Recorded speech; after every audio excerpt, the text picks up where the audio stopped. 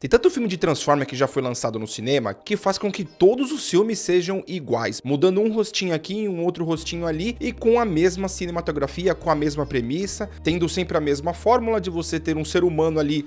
o rapaz jovem na maioria dos casos, encontrando um Transformers e a partir daí entra-se o conflito entre Transformers e os seus protagonistas humanos nesses filmes. O Michael Bay fez todos os filmes do Transformers, com a exceção do Bumblebee e com a exceção desse, O Despertar das Feras. São filmes completamente questionáveis, acho que com exceção do primeiro filme, que realmente era o primeiro filme, era uma surpresa, a inovação da tecnologia de CGI que foi implementada que foi muito boa, e teve outros elementos também que fizesse esse primeiro filme do Transformers, que se eu não me engano de cabeça, acho que foi 2006, 2007, alguma coisa do tipo. Os outros filmes do Michael Bay são muito questionáveis. O segundo, o terceiro, apesar do The Dark Side of the Moon,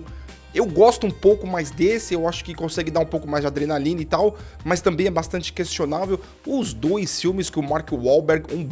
baita ator, e faz com que os filmes sejam um dos piores da franquia do Transformers. O filme do Bumblebee, acho que para muitos aí, é o melhor filme do Transformers, porque o filme é focado na fórmula mais simples possível de relacionamento apenas entre Transformer e ser humano, e faz com que a coisa seja muito mais abstrata, que seja mais jovem, que seja mais gostoso, mais simples de se assistir, com uma premissa bem mais simples e tal. Esse filme, Despertar das Feras, lá desde os anos 90, que já tinha se introduzido nos desenhos e tal, e eu acho que pela primeira vez o Michael Bay até que tentou introduzir alguns personagens e tal, não com tanta ênfase. O diretor desse filme novo do Transformers é o Steven Caple Jr., pra gente ter uma referência assim do currículo dele. Entre algumas produções mais discretas, temos o segundo filme do Creed que ele dirigiu. O filme começa numa pegada legal, com uma introdução desses personagens. O filme sendo passado nos anos 90 poderia trazer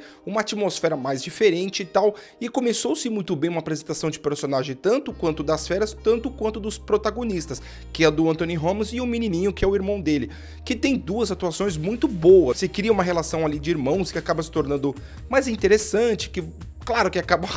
poderia se tornar uma coisa meio que previsível, mas não deixa de ser legal, porque acho que a atuação dos dois, uma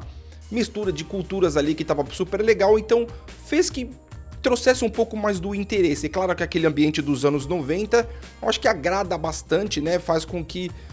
passa a sensação de que veremos coisas mais práticas e não tão fantasiosas como vemos futuristas, né? Outra coisa que estava sendo introduzido legal eram os personagens das feras, como eu disse, com CGI muito bom, alguns personagens com bastante personalidade e tal, as vozes, a edição de som desse filme acho que estava uma das melhores de toda a franquia do Transformers. Eu sentia bastante do cinema o peso do som, dos detalhes, dos movimentos, das vozes, da passada, e fazia que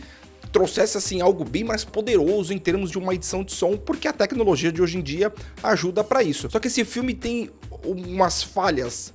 que elas não são assim tão justificáveis. Quando ele apresenta esses dois ambientes, tanto dos protagonistas humanos, tanto quanto que seria dos protagonistas dos Transformers, que seriam as feras, eles são esquecidos durante a narrativa do filme. Então o filme ele traz coisas tão boas, coisas que poderiam ser bastante interessantes, um ambiente mais nos anos 90, que pudesse fazer algo tão mais prático, porém eles deixam de lado para manter a mesma fórmula do que Transformers, e todos os filmes de Transformers já nos ensinaram que não é assim que pode ser feito mais. E só que esse filme ele repete as mesmas coisas. Quando ele entra no terceiro ato, que tava uma história simples, mais objetiva, só que entra naquele mesmo momento de que não estamos preocupados com o que vai acontecer, porque sabemos que vai ser mais uma luta episódica para mais se preocupar para um filme que vem a seguir, e não para fazer uma conclusão de uma história que estava simples e objetiva. Então o filme falha algumas coisas assim que para mim decepciona muito, mas tem outras coisas que eram tão boas, então o filme fica num 8,80 ali, que às vezes você fica, pô, gostei de algumas cenas, gostei do ambiente e tal, mas tem algumas coisas que, uns clichêzão assim, tão preparados, uns clichêzão tão, assim, previsíveis, que foram construídos para fazer o público entrar num certo delírio, sendo que a gente já tá acostumado com isso, que a gente já não quer mais esse tipo de surpresa, que queremos outros tipos de ambiente para Transformers. Acho que a coisa poderia se simplificar mais da maneira que o Bumblebee foi, e não fantasiar como foi fantasiado para isso. O terceiro ato, principalmente,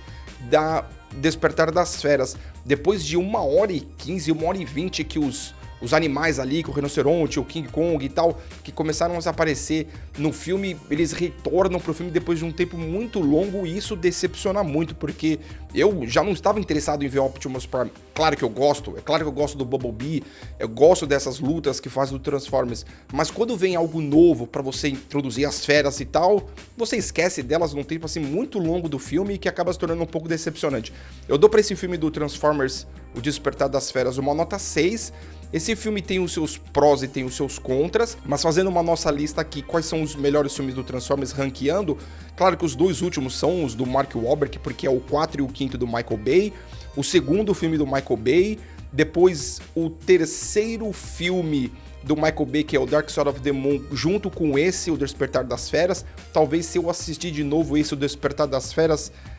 consigo ter uma análise melhor pra saber se ele tá num terceiro lugar ou não. Eu acho que o Transformers 1, acho que pela sua novidade, pelo tempo que foi e tal, tá no seu lugar ali como o segundo melhor filme do Transformers, e o Bumblebee, disparadamente, é o melhor filme dos Transformers que a gente já viu no cinema. Beleza, galera? Não se esquece de se inscrever no canal e deixar seu like, comentário e falar qual filme que você mais gosta dos Transformers, que vai ter mais pra frente. Esperamos que a coisa seja um pouco mais objetiva, mais simples, e acho que foque mais em relacionamento de ser humano e personagem dos Transformers, que possa fazer algo mais cabível, não algo tão fantasioso assim, episódico como foi esse mais uma vez. Beleza, galera? Abraço, tamo junto, é nóis, hein?